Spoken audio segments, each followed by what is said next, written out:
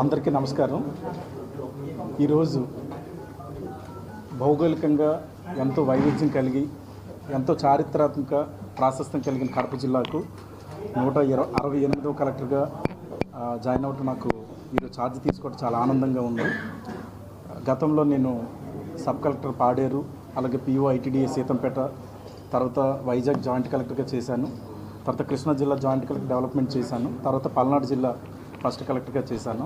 తర్వాత కడప జిల్లాకి కలెక్టర్గా రావటం నేను చాలా అదృష్టంగా భావిస్తున్నాను. నాకు ఈ అవకాశం ఇచ్చిన గౌరవ ముఖ్యమంత్రి వర్యులు శ్రీ నారా చంద్రబాబు నాయుడు గారికి, అలాగే చీఫ్ సెక్రటరీ నీరవ్ కుమార్ ప్రసాద్ గారికి, సీఎం ప్రిన్సిపల్ సెక్రటరీ రవిచంద్ర సార్కి నేను ప్రత్యేకంగా ధన్యవాదాలు తెలుపుకుంటున్నాను.